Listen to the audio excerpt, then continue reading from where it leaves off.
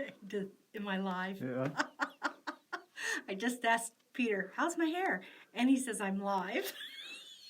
So I always ask him that every time right before we start. And then he says, well, how's my hair? And he has a cap on, so I don't know how his hair is today. But Peter says mine's a thumbs up, so we're ready to go. We're here today to talk about foundation piecing.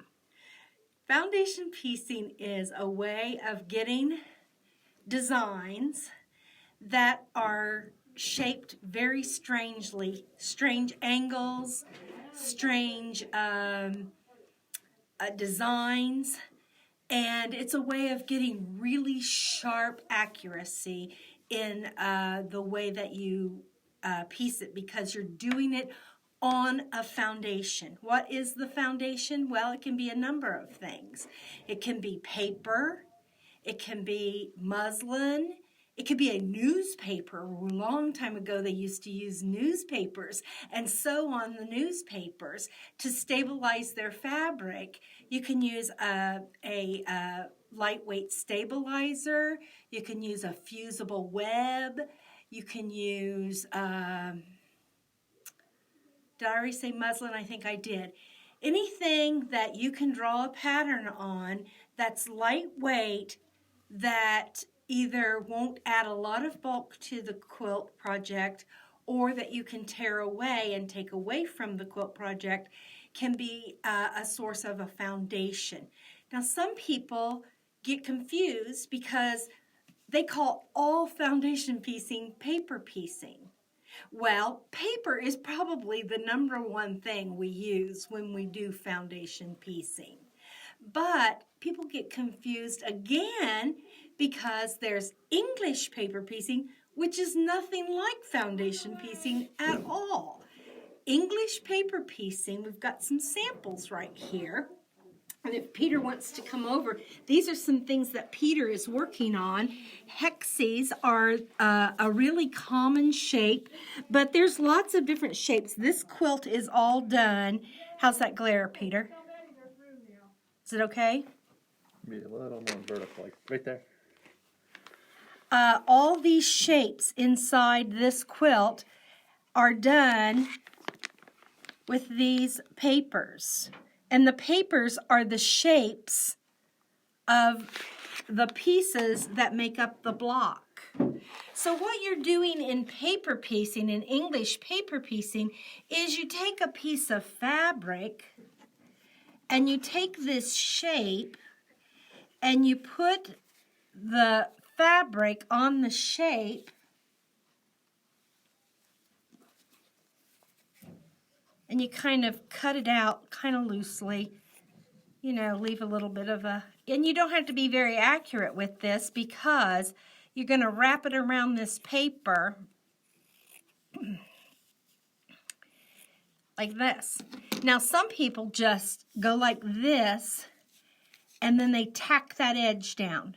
Some people glue, okay? But if you tacked it with a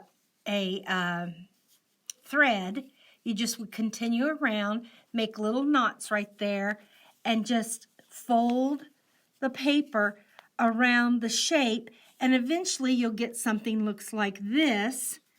Now, Peter is gluing. And then once he gets his shape made, he'll take a different shape, a different piece that's the same shape or the same size. He'll put those together and he'll whip stitch those together, and then all of a sudden he's starting to form a quilt block with the shapes. So you're not actually sewing the fabric to the paper, because the paper, that glue can loosen up and you can pull that paper out, and then you're just left with the hexy shapes or whatever shape that you are covering, okay? So this is a fun, very inexpensive way to start a quilt project, because Peter's been doing all these hexes. I think there's 42 little squares in here, and they fit perfect. We sell these 1-inch size hexes, and you can cover 42 hexes in this package and make yourself a nice little table topper. But we're going to do foundation piecing, okay? And what inspired me to show you how to do this was this kit right here. I made this pillow, and it is the Riley Blake Pillow of the Month, and this one just happens to be April showers. They're supposed to be little raindrops. Now, if you turn it this way, they can be for wedding in July, and they can be diamonds.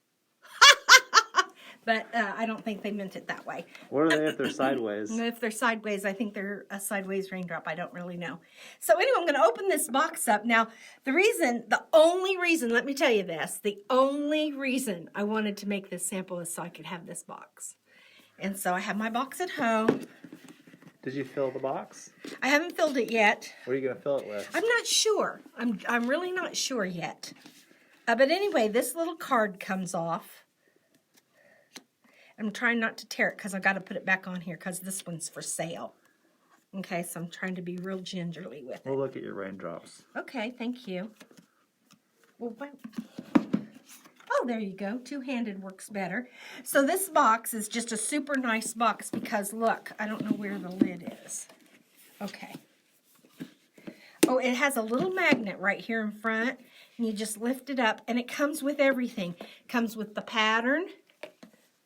It comes with the binding, comes with the background and the backing of the pillow.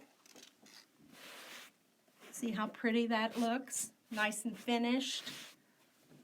Comes with all that. The only thing I had to add, because I wanted to quilt the front, if you don't want to quilt the front, you don't have to.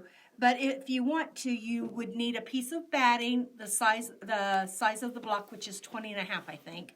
Because this is a 20-inch foam, pillow foam form. And if you join the club, because this is going to be one a month, you get the pillow form for free. Isn't that pretty nice? And here's all the pillows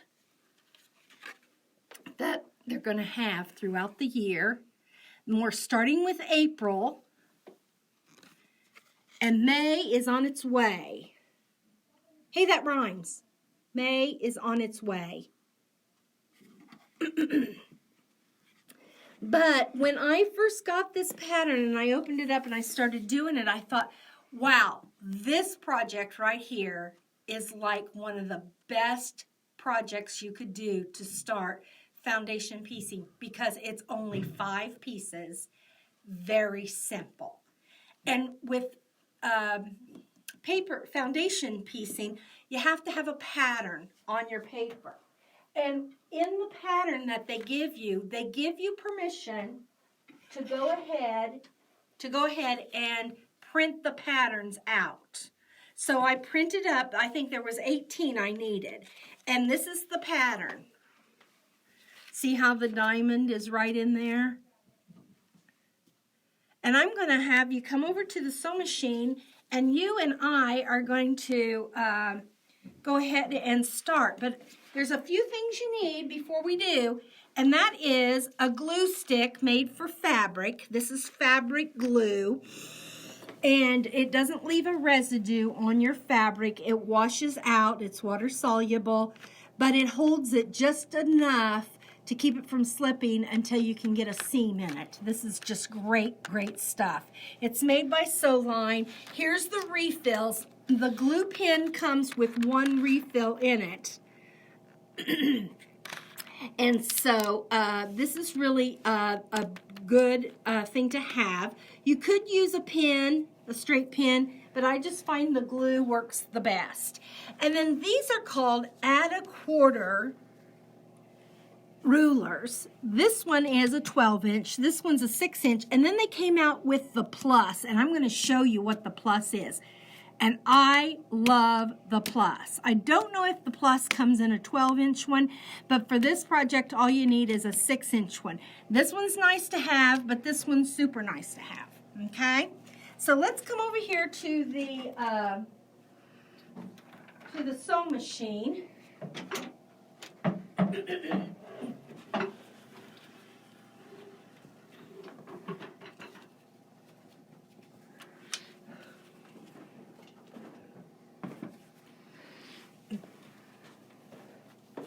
get our motor block out of the way.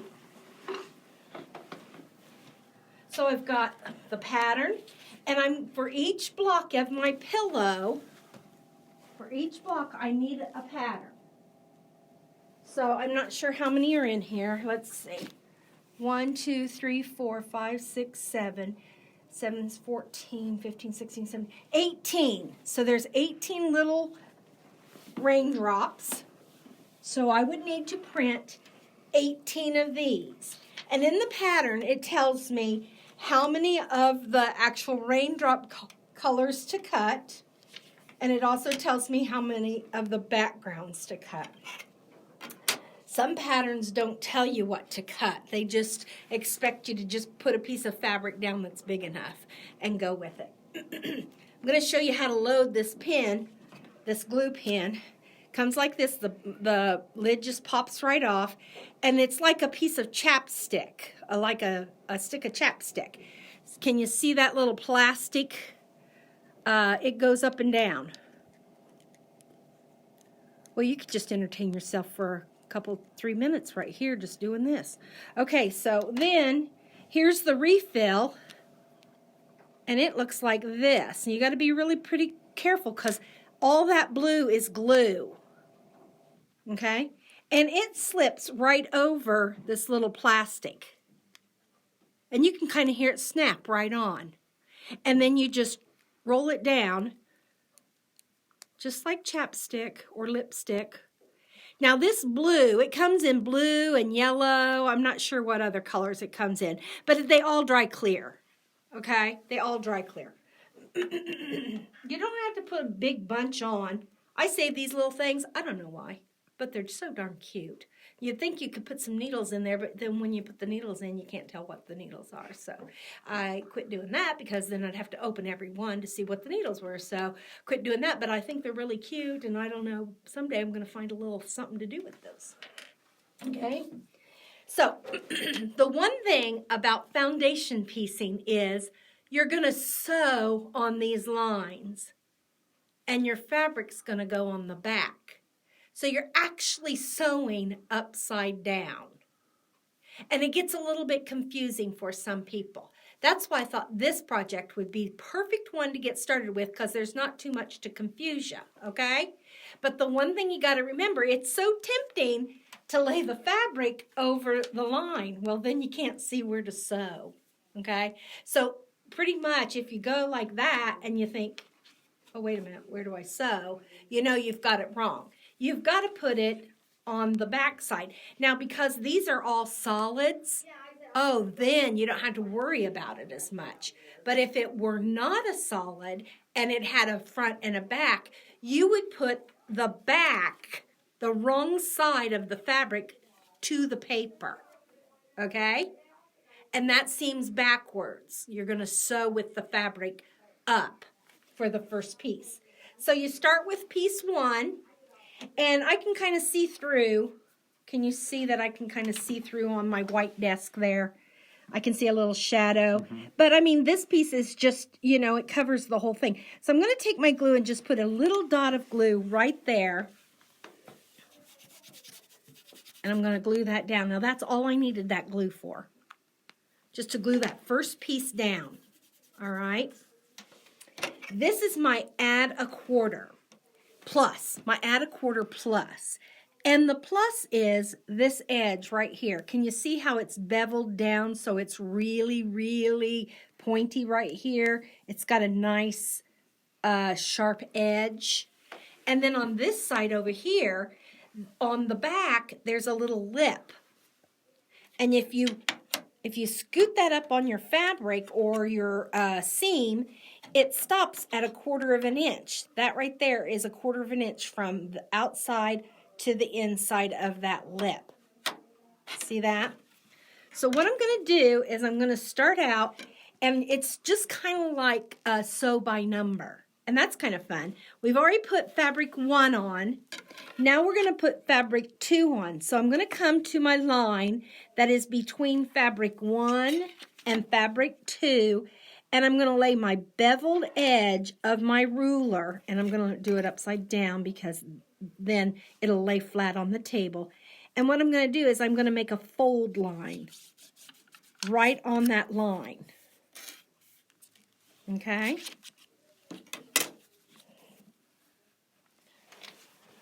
Oh, I wished I would have brought my little baby mat. Ooh, darn. I need a little cutting mat. Okay, I'm going to just do it on the corner over here because Peter can just swing around. Okay? So I've got that folded up. I'm going to take my add a quarter and I'm going to scoot it against where that fold is. That fold, it has a little lip on it.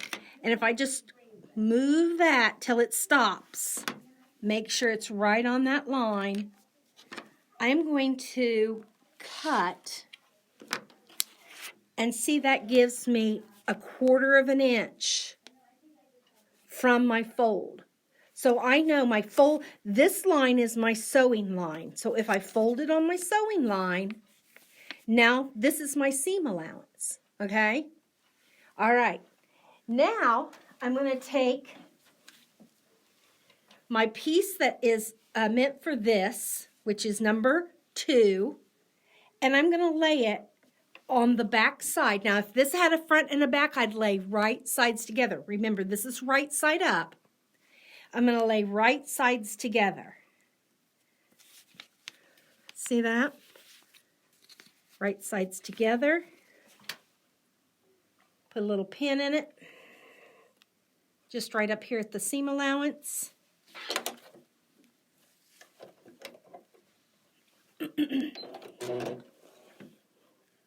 Was that triangle already cut out from the kit?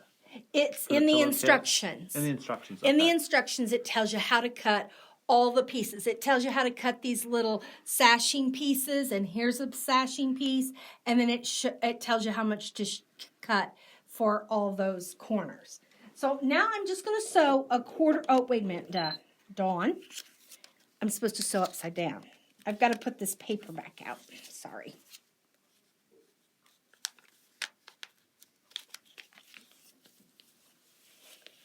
I'm going to start to sew on the paper. So I really need to put my pin up here. Let me take that back out. See, I almost did it myself. Okay, I've got that piece in place.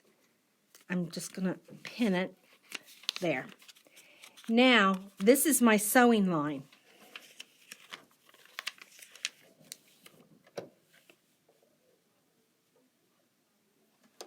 So I really don't need a 1/4 inch foot.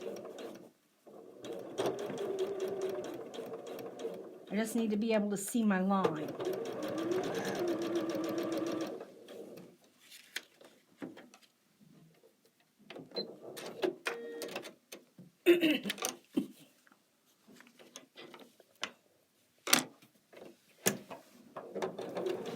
Okay, so now can you see when I fold that up?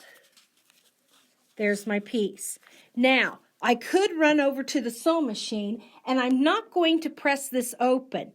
In paper foundation piecing, you just always press the piece that you just sewed, you press towards it.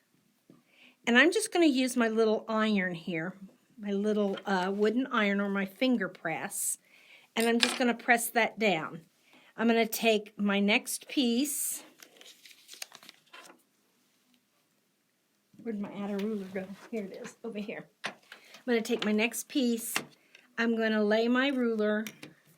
I'm going to bring it around here so you can see it. I'm going to lay it on the line, fold it back,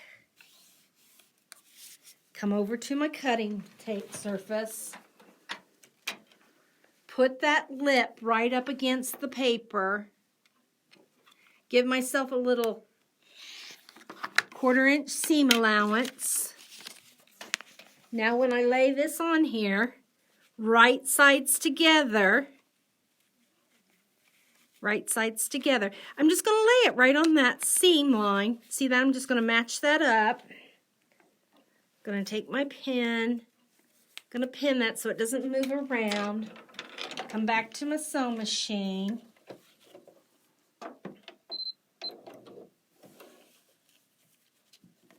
Make sure it doesn't get caught underneath my sewing machine. See all these little free edges right here? I don't want those to get caught on my sewing machine.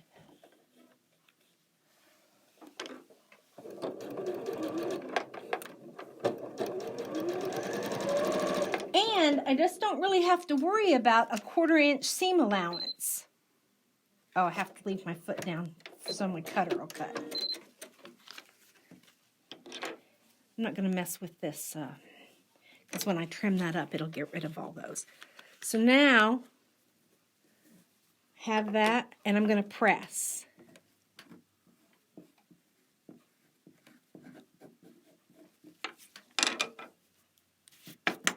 Now see how that's a little bit crooked? It's okay, it's still in my line. See that? I can hold it up and I can see that it's still in my line. All right, so now do it all over again. Number 4. So I've done 2, 3. Now I'm going to do number 4. So I'm going to start by putting my add a 1/4 inch down. But only this side, time I'm using the side that's beveled really sharp. Now I could use a credit card for this. You know, an old gift card that I didn't want to use anymore. I could lay it down on the line. Anything to get a nice crisp line that I can fold back like that. Okay, a piece of cardstock. You know, anything that's going to help me get that line crease right there. But that's why this ruler is so nice, because one end of it is the beveled edge and the other end is the catch for the seam allowance, and it's called the add a 1/4 plus. If you get the add a 1/4 all by itself, this lip is thick and you'd have to use something else like a piece of cardstock when you want to fold the line over. Once you get the line folded, you come over to your cutting surface. You butt that 1/4 inch. Ooh, that probably wasn't a good thing to say. What would you say? You scoop that 1/4 inch and cut. And that gives you your 1/4 inch. Now, instead of a triangle, I still am going to make a triangle. But do you see how weird of a long triangle that is? Mm-hmm. I'm sure that has a name. Does that have a name, Peter? Some kind of geometrical, not geographical. Going to Florida with my blocks. Geometry and geology. Some kind of geometry name for that shape, right? Geological, whatever. Okay, don't confuse me anymore because I'm already insane. Okay, but anyway, there's probably a name for that shape. But it's a long triangle shape. But I'm going to use this rectangular piece to cover it up. So isosceles triangle? Oh, who knows? Is it isosceles? Okay, I don't know. I don't know isosceles, so I don't know if this is his triangle or not. So anyway, I'm going to lay that down on my 1/4 inch line. Oh, somebody said postcards work too, but I like the idea postcards are neat. One tool. Oh, yeah, that's neat. Postcards, that's a good idea. Right? Scaling triangle is what Karen Cummins says. Thank you, Karen. I love that. See, we usually don't do lives, so I'm not usually getting to talk to people. That's so fun. I love that. So anyway, yeah, postcards. How about junk mail that you get in the mail, that those flyers that, of course, election time's over now, but I'm sure it'll roll back around, and you get thousands of those cardstock like postcards in the mail from all those. I use those as dustpans. Dustpans? They work really well. Some people use them as firewood. Okay, so now, and the reason I'm putting that pin is there is because I just want that fabric to just hold in place. I don't want to use my glue anymore because this is the right side of the fabric. This is what's going to show. All right? So I only used the glue on my first piece. Now, I've got that pin just a little bit. Just see how tiny of a little smidgen of a pin I got on there. And then I'm going to turn it over because I'm going to sew on the line. And I'm going to start way off into the border. Okay? And I've got my shoes on, so that may have something to do with me not being able to think.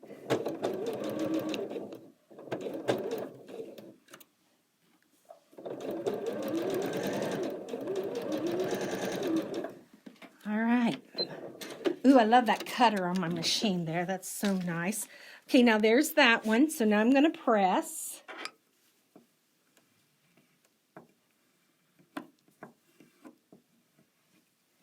And now I'm going to do the next one.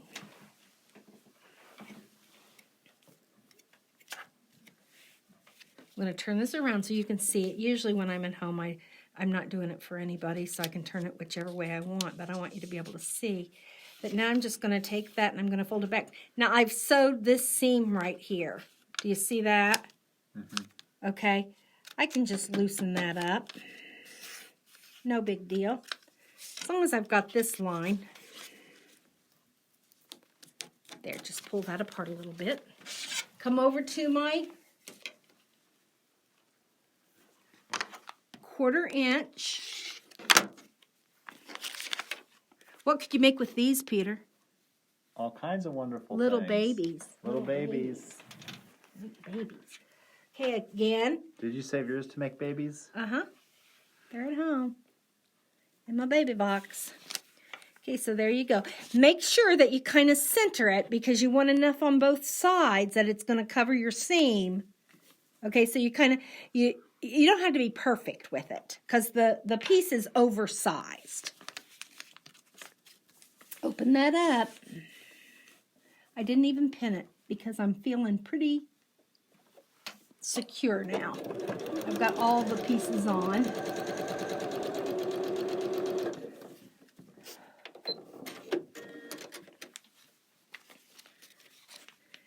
And look at there. There's my, That's perfect. it is perfect. My raindrop. Okay, I'm going to bring it over to my ironing surface. I feel like I'm in such a mess today. Where are you going? Over there? Uh-huh. I'll move this out of my way. We just decided to do this 5 minutes ago. Yeah, literally 3 minutes ago. So I really wasn't real prepared. But now, you say, well, it's not really the raindrop Jewel? shape because it doesn't have a flat bottom. See how the raindrop has a flat bottom right there? Let me get this piece up. Yeah. See that? Well, Yeah. that's going to happen when I put my seam in. Oh. Okay?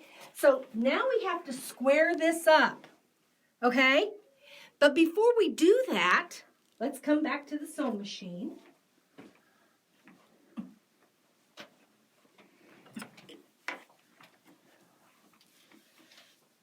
There's 2 lines here on the pattern. There's this inside line, and that's actually the shape. Can you see there how that gets cut off and that's going to be flat there? Uh-huh. This is actually my sewing line when I sew them into the quilt. This outer line is my sewing line plus 1/4 inch. So this is my cutting line. But before I cut this, I want to secure this all the way around. So I'm going to raise my stitch length to about a 4, because really all I want to do, and I'm going to take this little guide off my machine, off my foot. You could use your number 1 foot for this because you don't need a 1/4 inch. Okay, I'm going to take that guide off, and I'm going to go an 1/8 of an inch away from my sewing line. This is going to be a big stitch, And so basically it's kind of like putting in a basting stitch.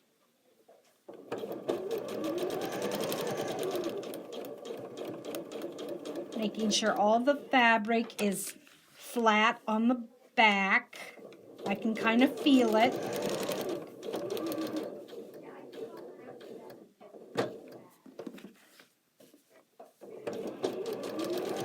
Now, when you come to a corner, I don't know if you guys like get anxious about stopping right in the spot that you need to stop in. So maybe you've got 2 or 3 stitches before you get to the end and you're not certain you could stop at the right place. This needle up takes a half a stitch. Needle up and needle down. So if you think you've only got 1/2 of a stitch that you need to make and you don't think you could do it with your foot control, all you have to do is use your needle up, needle down button. It'll take a half a stitch. Why am I just now finding out about this? I don't know, but isn't that a cool little tip? Yeah, that's awesome. How do I get so full of this stuff? I have no I idea. think I'm Methuselah and I've just lived a long time and I've just soaked it up from everybody because I don't make this stuff up. I learn it from other people. I'm not kidding. I'm not kidding. I learned that from somebody else. Half a stitch. Half a stitch. And then you can end right exactly where you want. So now I'm going to come over to my cutting table. And if you wanted to, you could use your ruler for this if this one wasn't long enough. It just happens to be long enough for this, so I don't even need another tool. One tool. One tool, Gotta love that. one glue stick. It's like, when we watch TV and we have 4 remotes just to watch the TV. Right. Because you gotta have one for the TV, one for the DVR, one for the Roku, I suppose. That's why I don't watch TV. I don't know how to turn it on. It's just ridiculous. It's ridiculous, Peter. What happened to the days when you had to actually get up and do some exercise if you wanted to change some channel?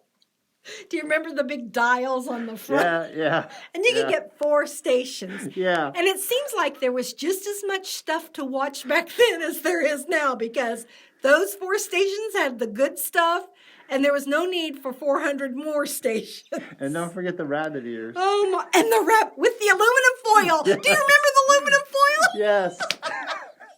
Oh my gosh, that's hilarious. That is so hilarious. So I'm just laying my ruler right on that cutting line so that I can just kind of neaten up my block. Now I'm not on the sewing line, and where I actually did baste it is right in between my cut line and my, this is going to be my seam line right there. But anyway, this is going to neaten it up so that when I lay 2 blocks together,